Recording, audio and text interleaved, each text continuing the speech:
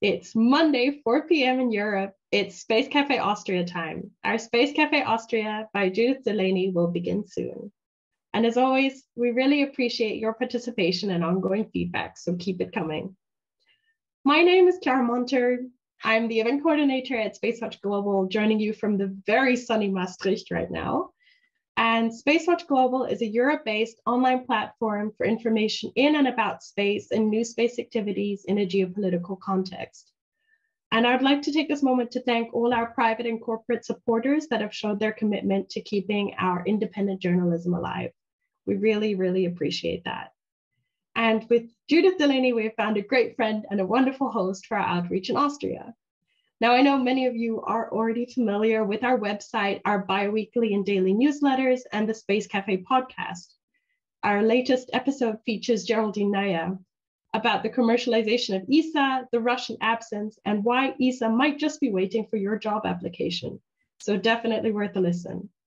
And for all our fans of audio content, we also have new episodes in our Space Cafe radio, so check that out. We also like to keep our fan shop online open for you to support us actively and become a space watcher. And if you've missed any of our previous web talks, we have an archive on our webpage in the events section and on our YouTube channel. And we will host our Space Cafe Austria live on a regular basis. Now with that, I would like to hand you over to your host today, Judith. Over to you. Thanks so much, Chiara. Hi, everybody.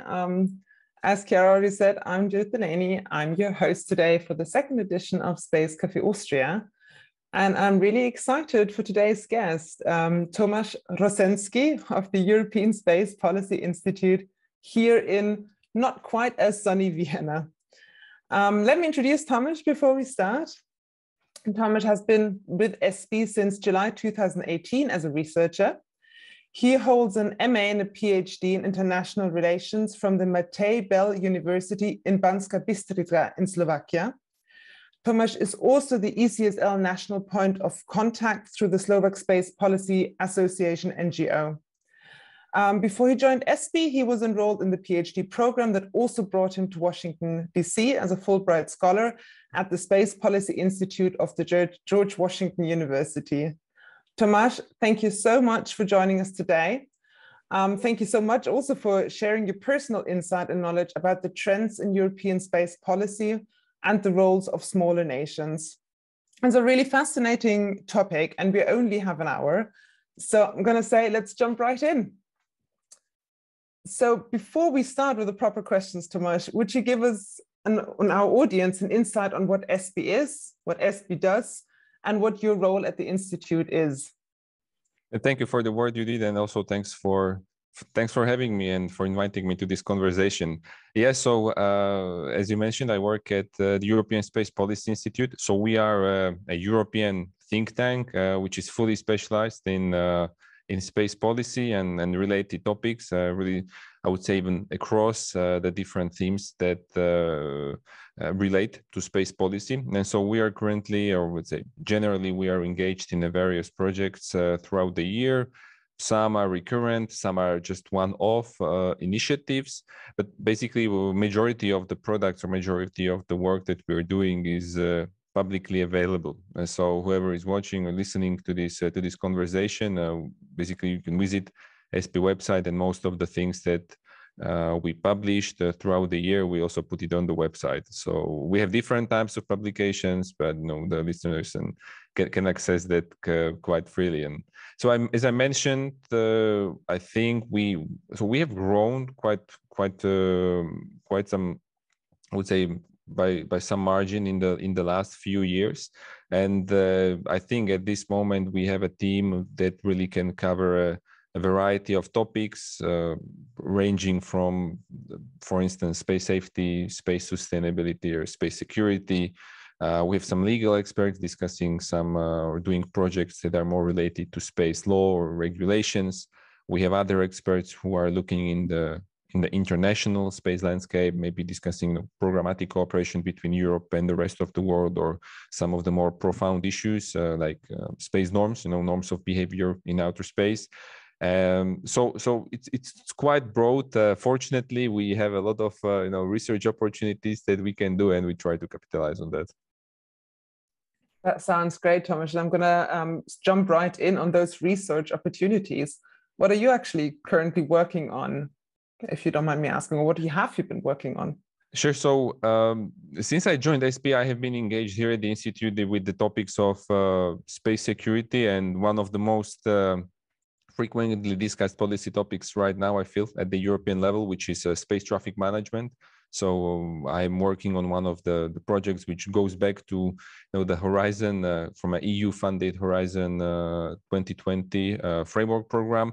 But beyond that, for instance, quite recently, I was finishing the reporting of the global policy and the programmatic trends in the space sector. So we have this publication which is called Yearbook, which we publish every year, and in which we try to report on what has happened in the year, the previous year, and we try to put it together into some key groups, key categories, so what are the key trends, key highlights that we can reach out to. So just maybe as an example, I would say these two things. Maybe another example, it's quite interesting because it also relates to the current situation. So for the past few years, we have been engaged in a topic which is trying to investigate in a bit more detail how space capabilities, or how satellites and satellite systems and applications enabled by space systems can support security objectives here on Earth, right? And we have seen that quite visibly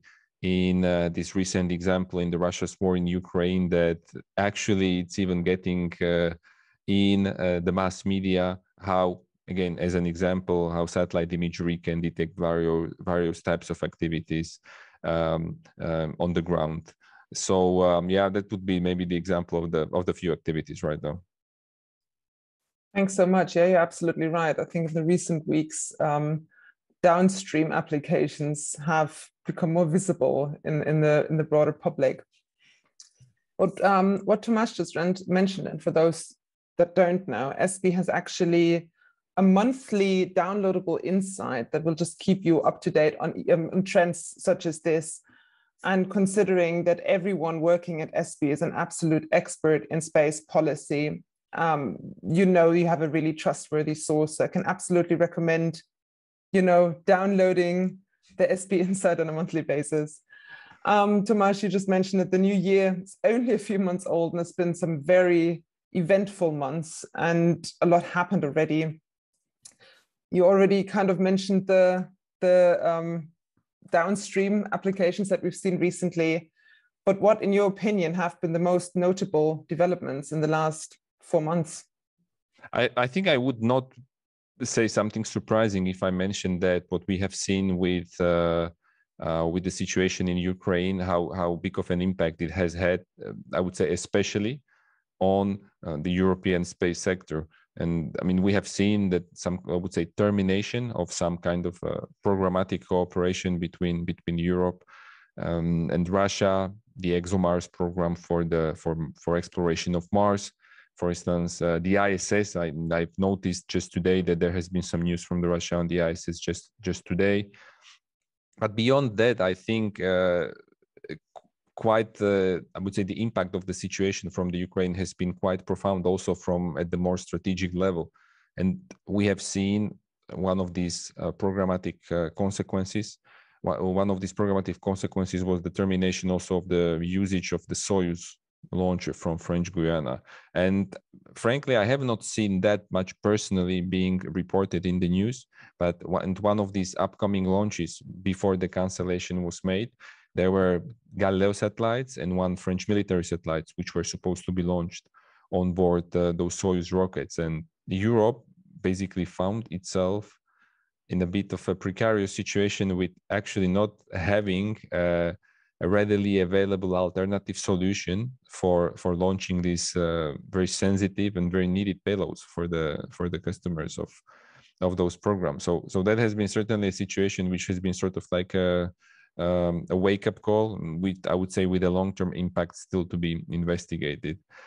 A few other things. I mean, it's kind of hard to specifically say what has been the impact of some of the key trends this year. But if I look very generally on some of the quite interesting developments and trends globally in the last few years, I think that generally speaking, space policy is moving towards a landscape where, and we have argued this in one of our previous reports, where the role of space agencies is evolving from maybe just being the traditional procurement and doing the traditional types of programs into something much more dynamic, much more agile, something where the role of the public sector in support of one of the, again, big themes in Europe in the last few years, commercialization or support to commercialization, is quite strongly improving.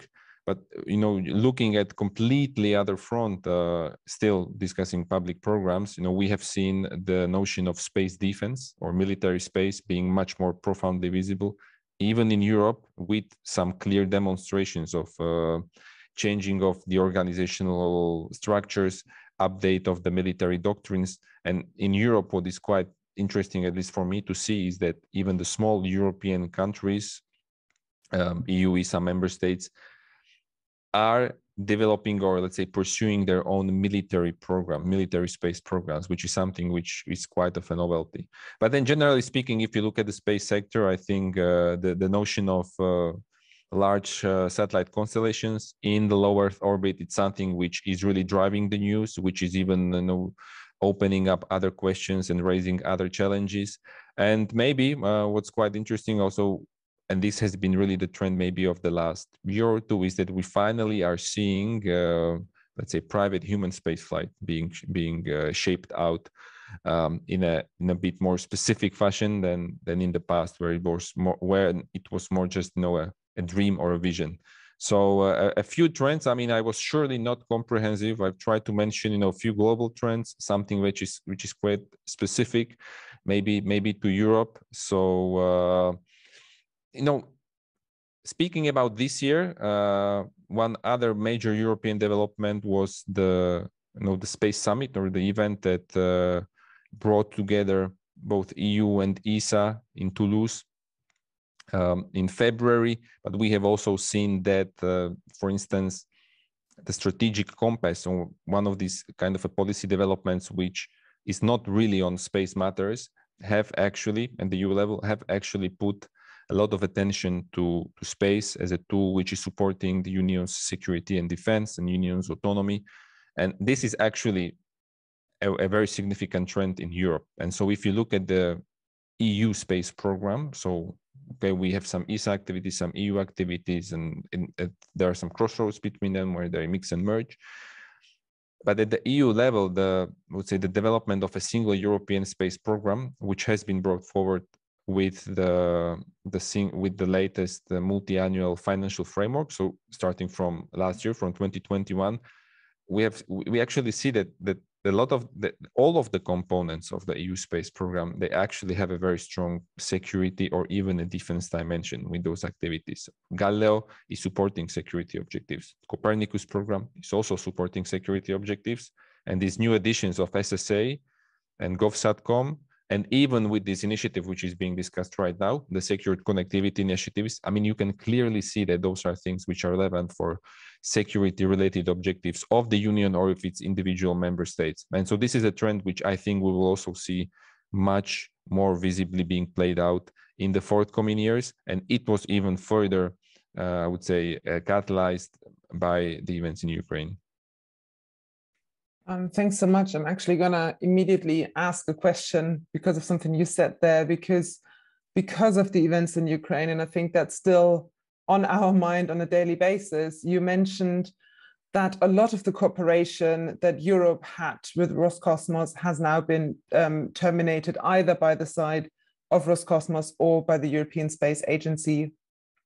And normally space has always been international cooperation all the way. No matter what happened, even during the Cold War, space still remained peaceful. There were talks. Now that we have the cooperation with Russia terminated, have you noticed that maybe forced through what's happening, there has been all of a sudden unusual international cooperation, agencies, partnerships that we would not have seen coming, would it not have been for Ukraine? Just out of interest.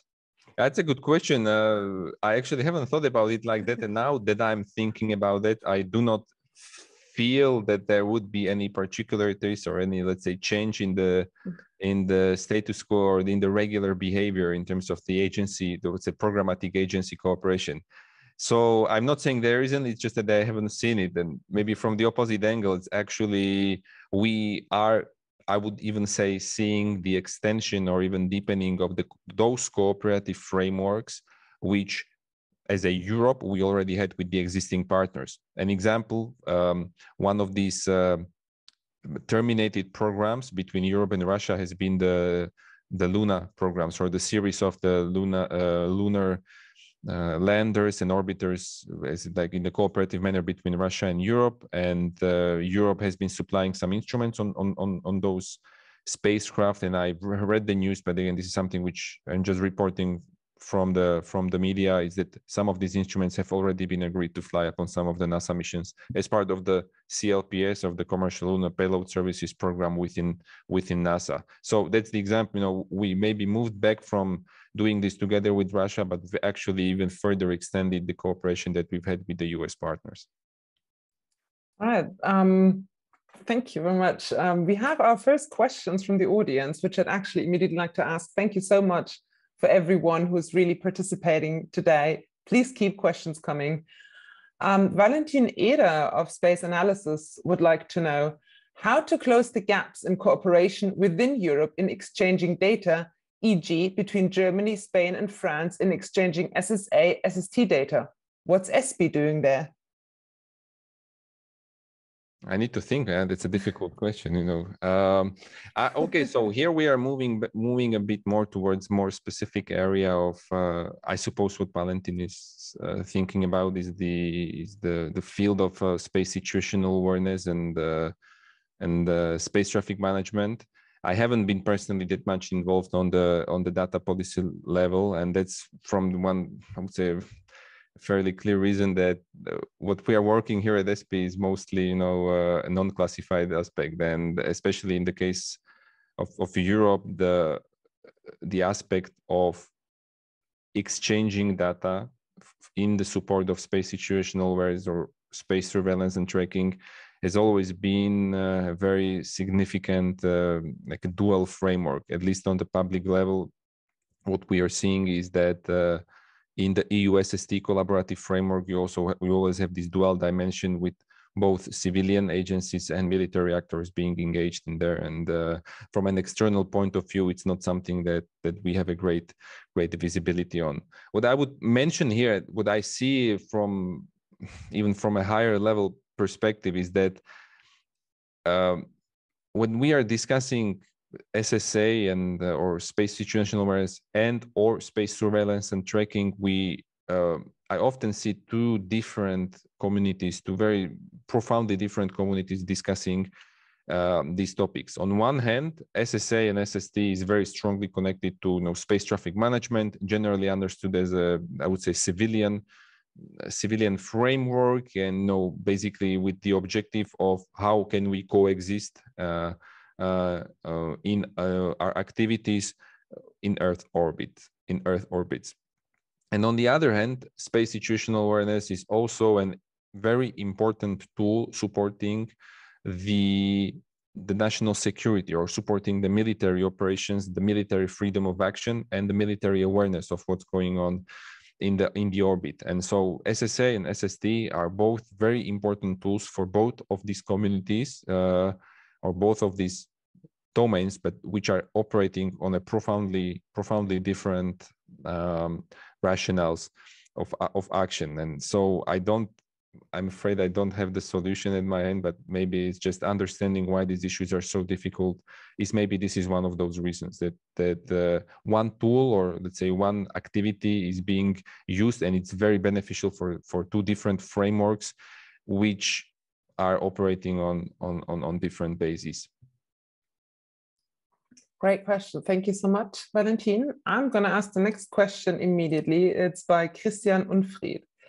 Christian wants to know, you mentioned commercialization. US drives this through DOC. Europe, at least partly, through ESA, i.e. through the R&D channel. How do other countries handle that?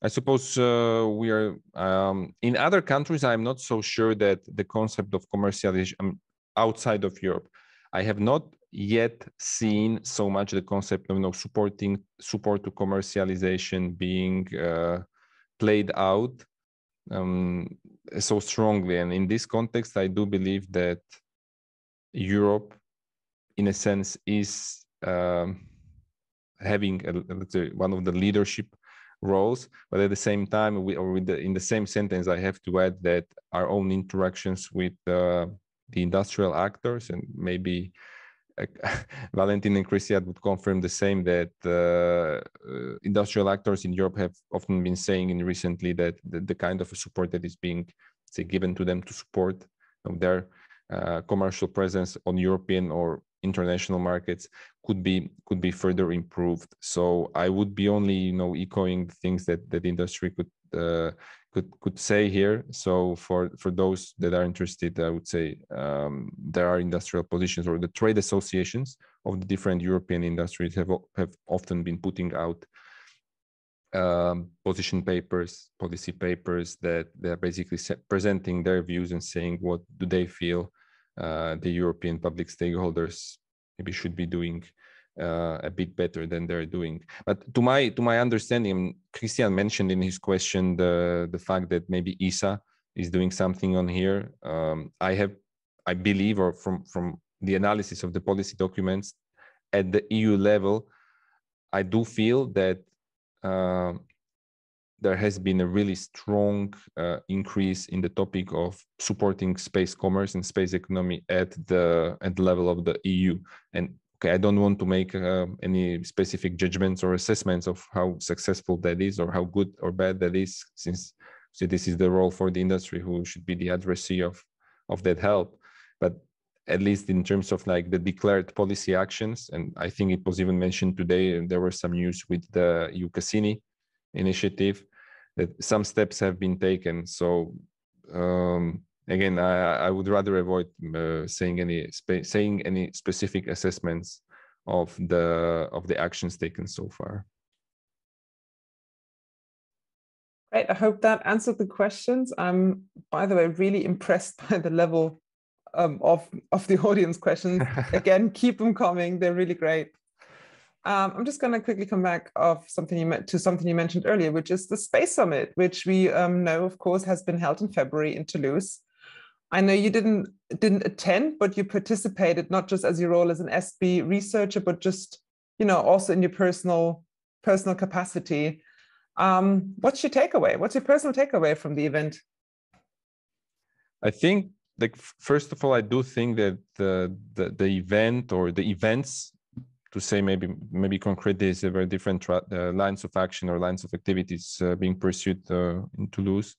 I think the event served as an excellent policy platform, in a sense that it brought together the two, very broadly speaking, the two heavyweights of the European space sector on the public side, namely the EU and ESA, which is something that I would say many analysts have been saying that the setup of the relations historically have not maybe been ideal. Things are improving, certainly with the new FFPA and so on, but still having this kind of a high profile, a highly visible events that put space very high in the national space agendas, that trying to bring together this big European space organization is a right step forward.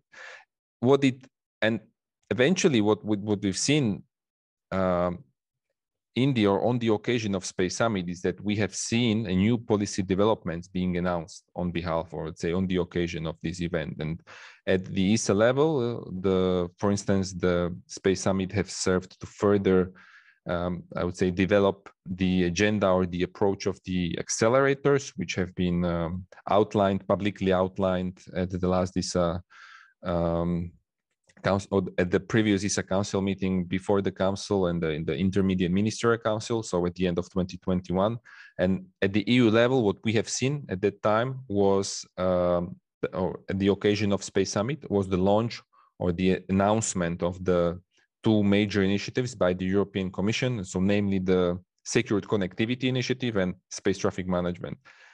And here, maybe from a policy point of view, what's quite interesting is that Space Summit is not really it's not really substituting the traditional policy-making or decision-making platforms for these sorts of programs. So it served, I would say, as an important step on the critical path towards the full-scale deployment or development of these initiatives.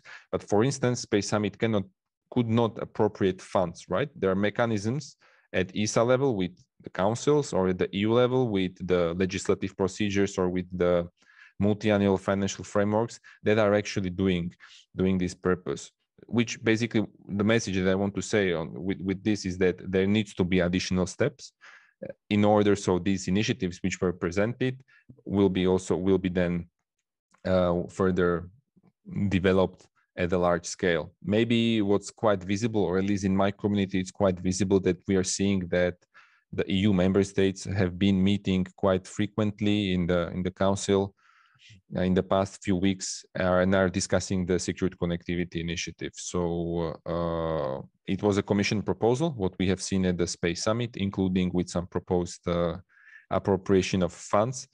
And ongoing steps are being done right now as we speak in these weeks, so that the position of the two bodies which are actually appropriating money in the EU, which is the Council and the Parliament, in cooperation with the Commission, can actually take place. So I mean, eventually it's about to saying that stay tuned for what's going to be for what's going to be next, as we have not yet seen the end of that activity. It's a lasting process, unfortunately. Just immediately jumping on the ESA Accelerators, which, by the way, just as a reminder for everyone, is Space for a Green Future, a rapid and resilient crisis response, and the protection of space assets. What do you think, the three accelerators, have they been identified because of the trends of the past years, or do you see them more as trendsetters for the next years to come? I mean, eventually it's a mix of both, but not only. I don't have a very concrete answers for you.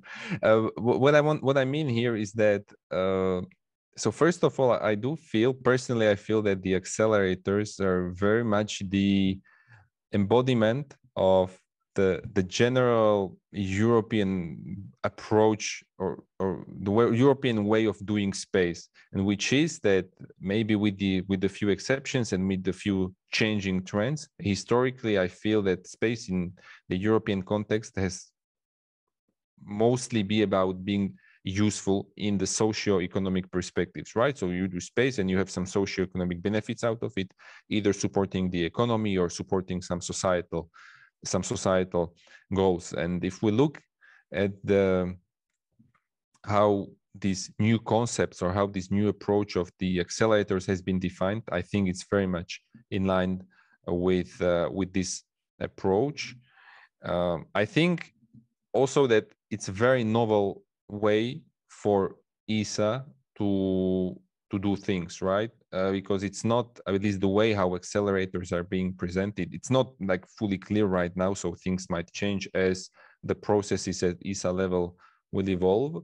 But I think that it's a bit of a new way maybe for ESA to do these sorts of things, because the way how it was defined, it's not a traditional program in a sense. It's something much bigger, much larger, bringing together different sources of funding, bringing together different sources of contributions from different stakeholders. So it's a very ambitious goal.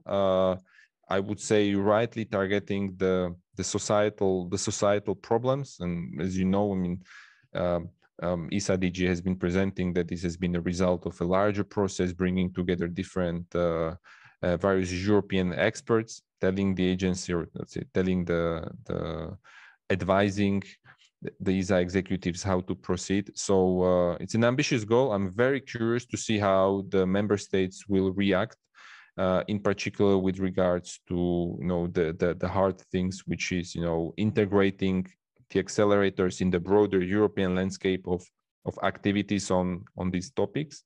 and also finding the appropriate level of funding to support these ambitious objectives. Thank you so much. For everyone who wants to know more, SP Brief 56, you can't see it because of the blur. There it is, SP Brief 56, ESA Accelerators, you can download it. We have another question from Valentin Eder. What chances do you expect from the transformation of the EU SST consortium to EU SST partnership? What is your expectation in the SME and industry user forum, especially for Austrian companies?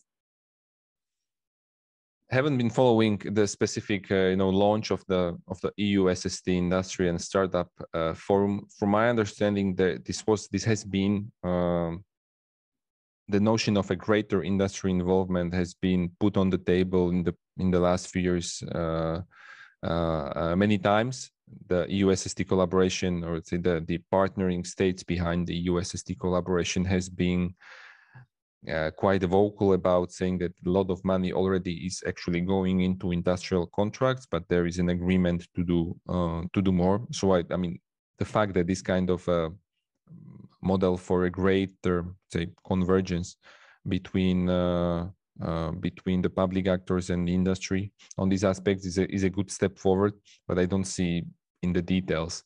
And on a more of a high level, the question also noted the evolution of the model, or say the evolution from the EUSST consortium to EUSST partnership.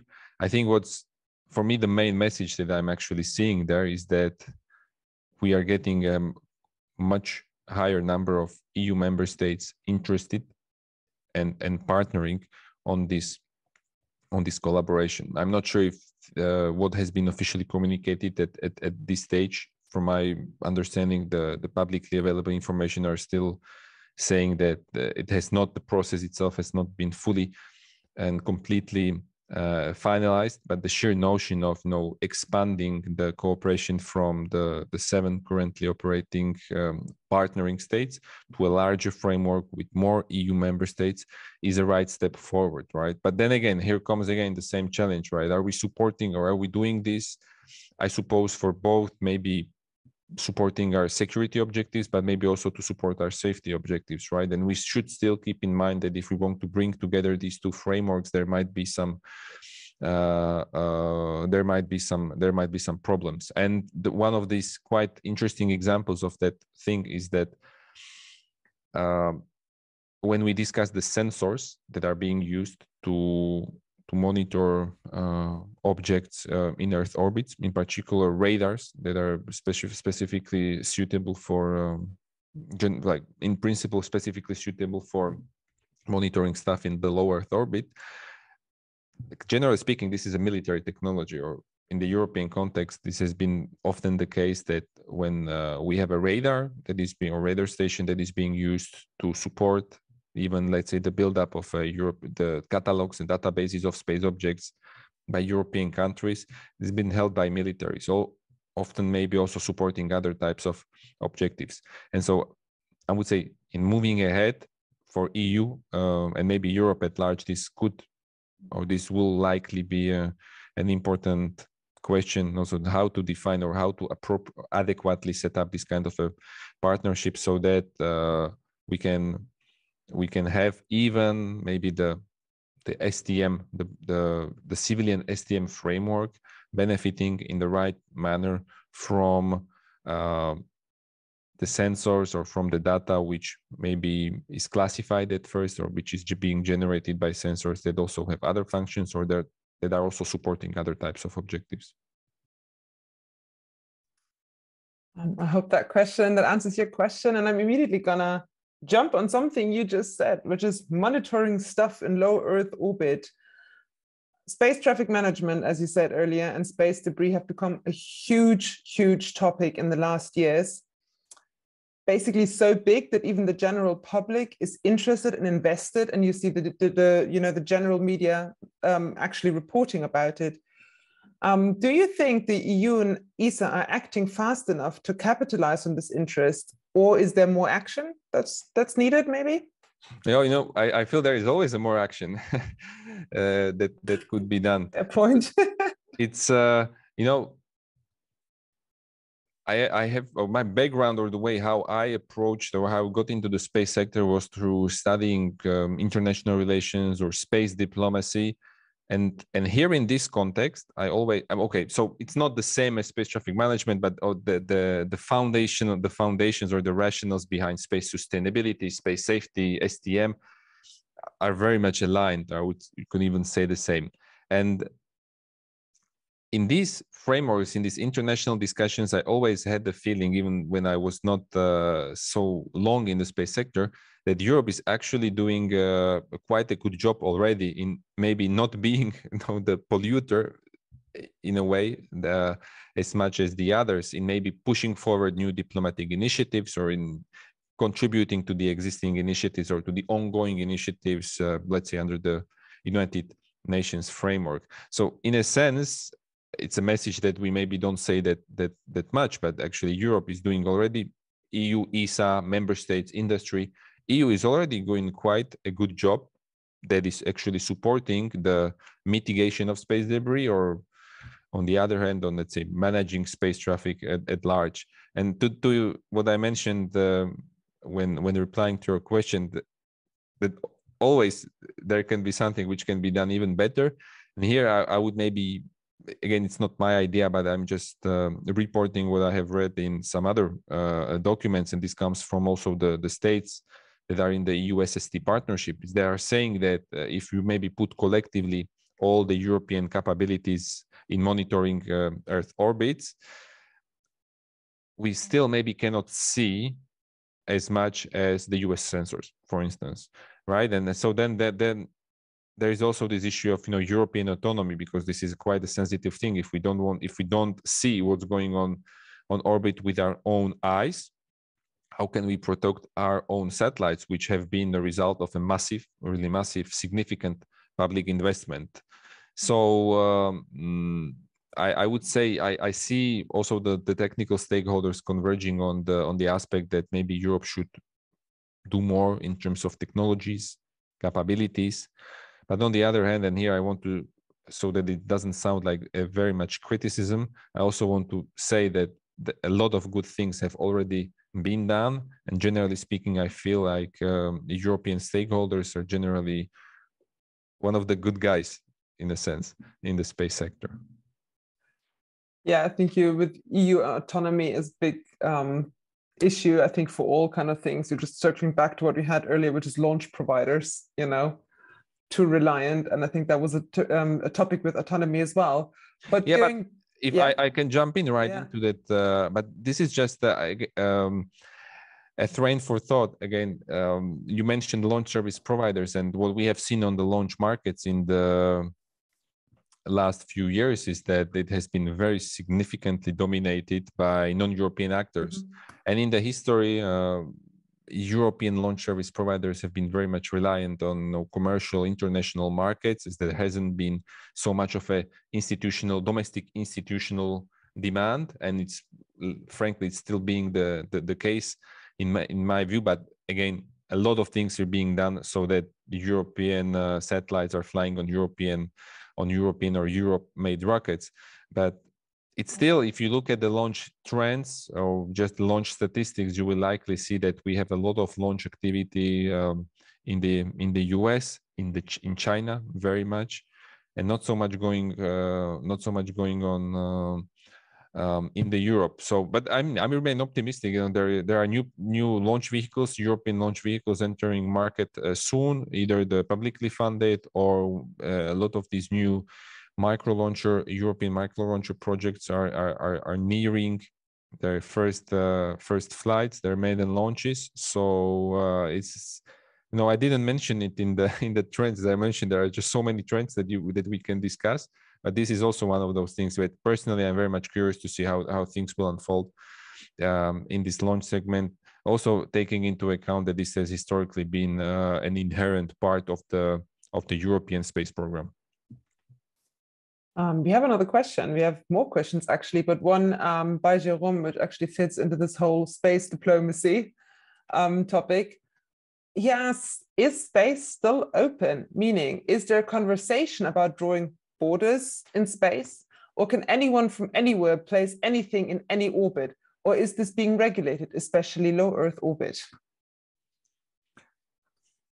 Depends on the word, how we understand the being regulated, right? So there is the legally binding international agreements, especially the Outer Space Treaty. It undeniably sets out a very clear framework on one hand, and on the other hand, being a bit vague, as the lawyers would say, that there are some things which are really subject to an interpretation. And so, but okay, I would say that this is not really a regulation, but then you have the regulation being done through states which are legally bound to authorize and supervise national activities being done by public actors and being done maybe by the non-public actors, which has not been the case. So, I mean, we could discuss specifics, right? But generally speaking, we have a lot of regulation being put in place. And on top of that, if we think of regulation as being hard law, we have a lot of soft law being put in place. And the soft law meaning different types of codified best practices, guidelines or recommendations by the appropriate international diplomatic or technical authorities. And here again, I would use the words that colleagues from ESA have been putting out there for a few years, which is that we, as an international community, we already have a very good rules put in place for our behavior in orbit. But the problem is that we maybe do not adhere to them as much as we should be. And if we improve our behavior in orbit, I know it's difficult, right? Because it brings complexity to your space mission design. It brings complexity in terms of increased costs, possibly, or reduced mission lifetime.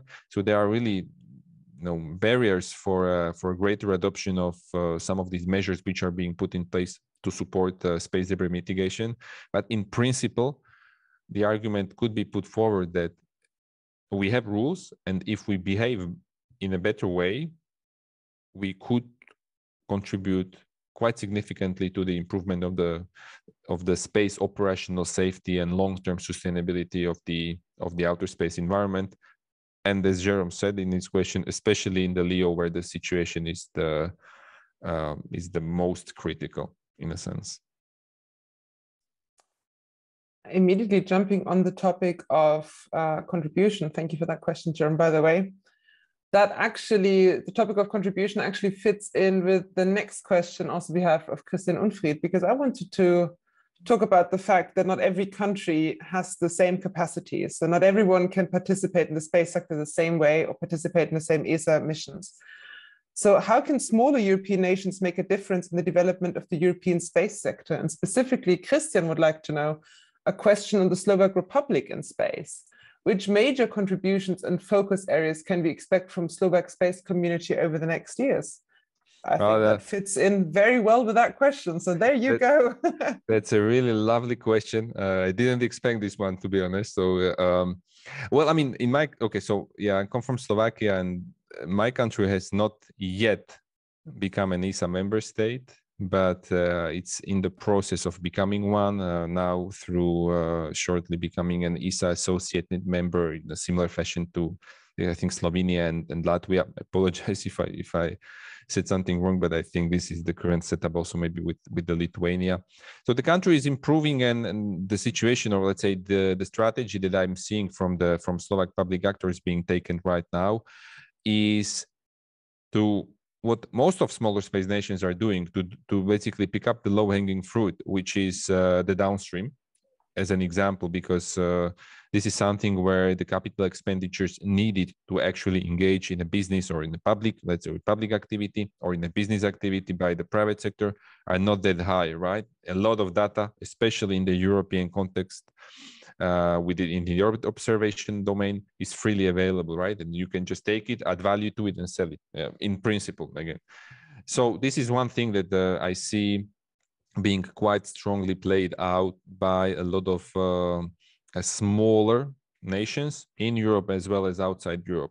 And then what we are seeing also in Europe, and this is quite fascinating for me as a policy guy, is to see how maybe shared. Some of these priorities are contributing to the EU program or being part of the EU program, being part of the ESA program for those countries who are a member of the respective frameworks.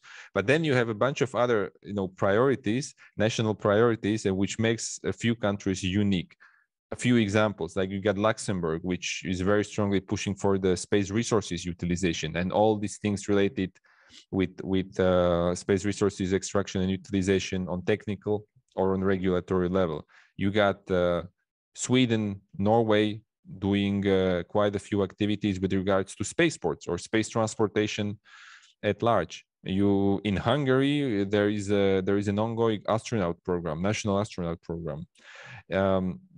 Estonia, a big powerhouse in cybersecurity, is also including cybersecurity in their space capability development. So, I mean, generally speaking, what sometimes even when I discuss with a few colleagues in these smaller European countries, they often tell me that there are a bunch of maybe heritage capabilities, and this is something which is always a good foundation for future action.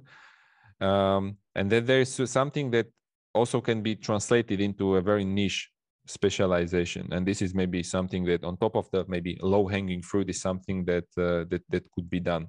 In case of Slovakia, for instance, as a former Eastern Bloc country, there has been a heritage for instance, in scientific programs in support of at that time Soviet programs, and then later translated into support to the scientific program of ESA, even though Slovakia has not been an ESA member state. And in case of so we are discussing Space Café Austria, and one very good policy approach that I feel is being enshrined in the Austrians in the recently published I think it was October last year, apologize if I don't have the right date, in the Austrian space strategy, was that it very strongly links space assets in support of other national policies. And I think in the case of Austria, it was the case of climate and sustainable development. And I think this is a very strong, very good policy move, also as an inspiration maybe for other countries, because if you link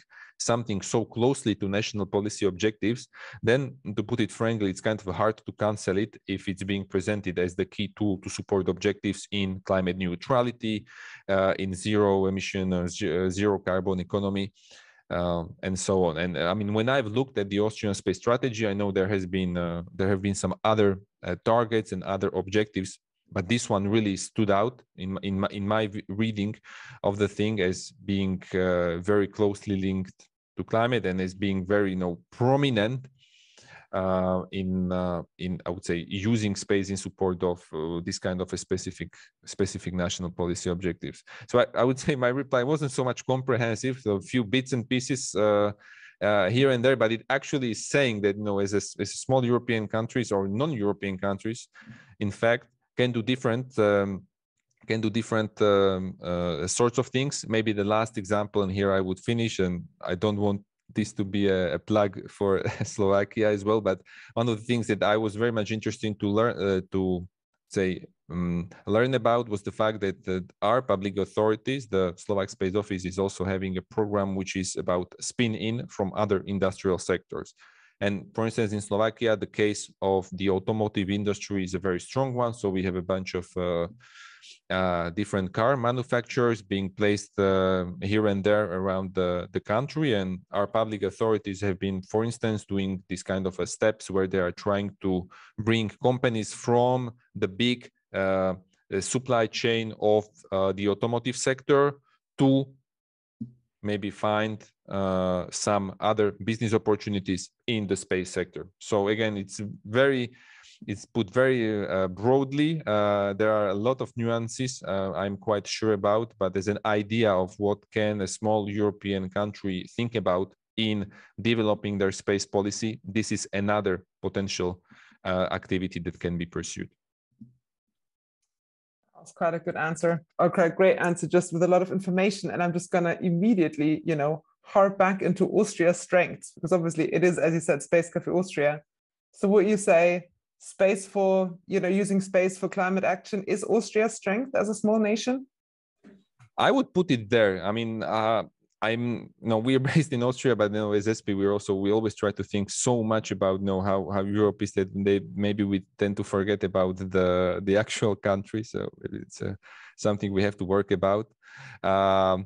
So I wouldn't go into much more specifics in case of Austria. I think the message that I wanted to say, I've said it, and that was the thing of linking space to climate, linking space to sustainable development, and more broadly, putting together,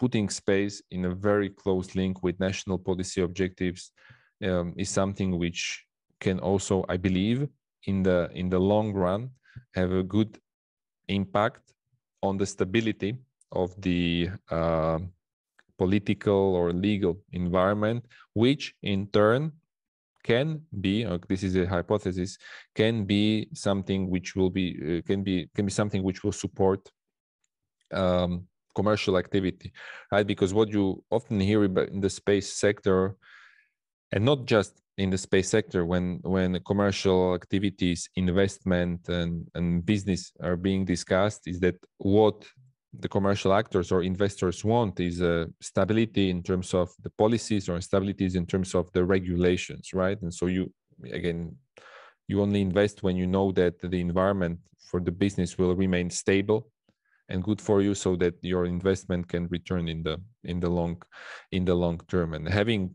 it's a very tricky way forward to do what I'm just doing, to trying to link what Austria is doing as having a potential impact like that.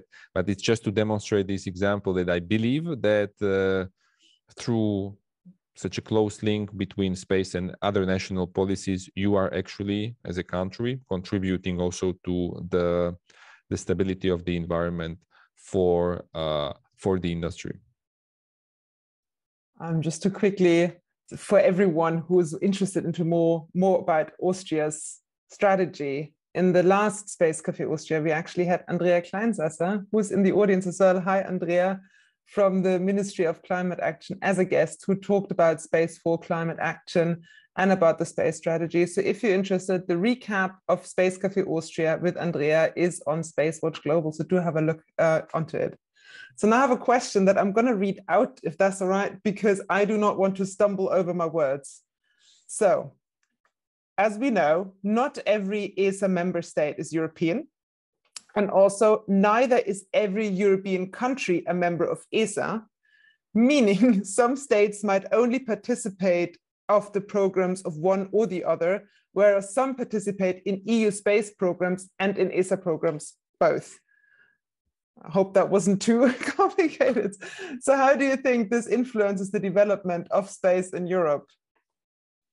You put it very, very correctly, right? I mean, these are the complexities and nuances of the European space landscape at the public side. And whenever I discuss with my friends across the pond, like in the US, and again trying to explain, so they are trying to explain the things, how the Congress is working at the federal level. I always tell them, like, okay, we have our own problems here, and so it's the same. Like we all have our own problems. So okay, it's a bit of a complicated situation, but I mean, I would say in principle again that it doesn't prevent at large the successes, and Europe has achieved the tremendous successes in the recent past.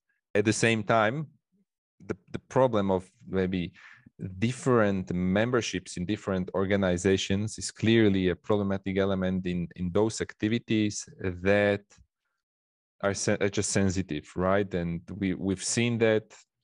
We've seen that with the Brexit, right? The negotiations about the involvement of the UK in the EUSST or in Galileo and Copernicus have been quite painful and very much linked also to other problems in the overall negotiation process of the setting up the cooperative framework between the EU and the UK.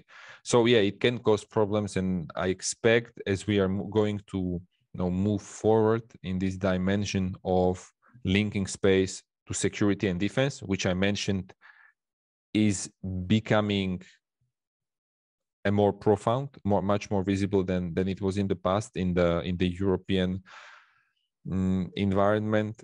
I expect this can be an issue in the past. At the same time, as I like to end up on a positive note, in Europe we have always done space collaboratively and in a cooperative manner. And I mean, I didn't mention this when discussing about small states, but for small states, and here eventually even the big European states, the largest members of EU and ESA, if you compare them to the global big powerhouses, like the budgets and the expenditures, it's still a bit low. So even for, like, what I mean is that for all European countries, this aspect of the realm of what's possible and what's not has always been very, very important. And that's why we cooperated together, and the cooperation always yielded huge benefits. So in a way, the fact that we are going to face challenges, it may be overcoming these problems of different frameworks. I don't think it will be a barrier at large for Europe to continue reaching successes and achievements in space. This is such a fascinating topic. I feel like we could talk about this for hours, but unfortunately we're now coming up to the end of this hour. So I have one last question, unless the audience still has a question. So if you do, pop it in now.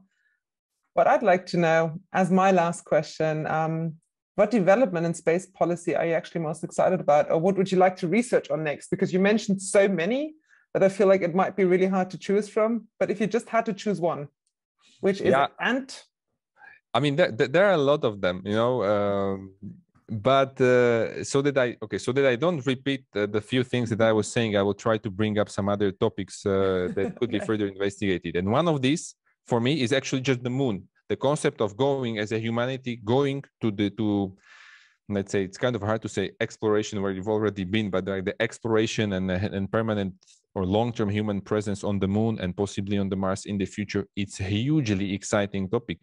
And again, in the past, it was more of a vision, it was more of a dream, but right now, for the next decade, we have dozens of missions actually planned to go with robotic spacecraft and later with humans on the moon. On top of that, there are plans for infrastructures in the lunar orbit, which is something which we have never done before, which are also supposed to support the presence down on the surface. So this is a hugely exciting topic that I'm very curious to see how it unfolds. But I mean, this generally very much links to, I would say, my personal passion for space exploration and science. It's topics that we have not yet tackled so much as ESPI, but I feel that although being a bit exotic for the space policy realm or space politics and policy realms, can be further linked, and the link between the two, I think, should be further explored. I mean, where you have space exploration, you need policy, right? So why not for exactly. that? So really, yeah.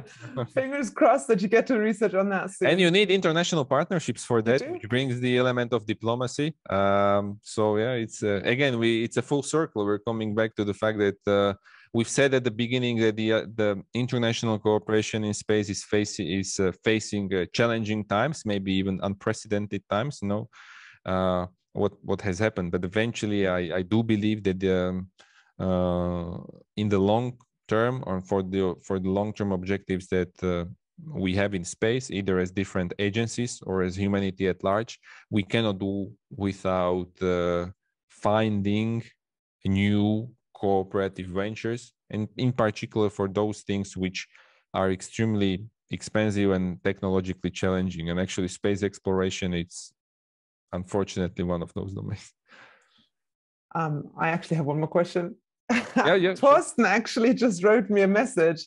He said he has a question. And as you know, Torsten is the publisher of SpaceWatch.Global. We're giving him the last question of the day. How do you see the chances for a unified European space policy as suggested by some in the Commission? Well, clearly, I mean, it's clearly much more, I would put it that, okay, it's kind of hard to say whether we have it or not. And we've spent a whole ESPI report, one part of one ESPI report discussing whether there is actually a thing that could be called as a European space strategy, because there are just different sorts of things. But in 2016, there has already been a shared statement by the EU and the ESA on the, let's say, joint vision for Europe in space in the future. But like, okay, there was one document, maybe things have changed since then, but I do see an interest at the level of different stakeholders, being in the member states, being in the EU, and being in the ESA, to actually develop something like that, to even more converge on their policy objectives, on the ways how things are being done, or in the ways how these different European stakeholders can cooperate. It's more than what we have seen. The situation, I do believe, is much better than what it was a few years ago. A lot remains to be done, but my conclusion is that I'm quite optimistic. I'm quite optimistic that we can actually get to something more of like a common European vision for space. I'm not saying it won't be challenging, of course, but I think it's in a good direction for sure. I think that's a perfect last answer. Thank you so much for leaving us on a hopeful note. And thank you, Tomas, for taking the time today to talk to me, to talk to us, to answer all the questions we had, also from the audience. Thank you to the audience as well. Tomas, I really appreciated your insights, and I really appreciated you really sharing your personal and professional views on the current trends. And yeah, I think that's it for today. We're up to the hour. It's 5 p.m. here in Vienna. Thank you too, Judith. It was a real pleasure. Also, your questions and the questions for the audience. Thanks for much, everyone. It was a lovely hour. The recording will be online in a few days with a little recap for those who want to rewatch or reshare. Our next Space Cafe will be in June, guest and date to be announced. So do keep your eyes peeled and check out other Space Cafe and SpaceWatch.Global events, which I think Chiara will tell you about now. So yes, giving back to you, Chiara, and looking forward to welcoming you all back for the next Space Cafe. Have a nice evening. Thank you so much.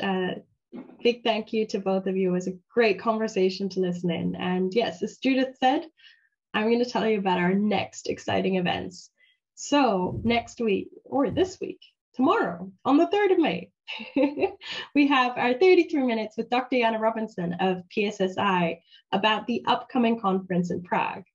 And then on the 10th of May next week, we have 33 minutes with Nicole Thalhofer of the BDLI, the German Aerospace Industries Association.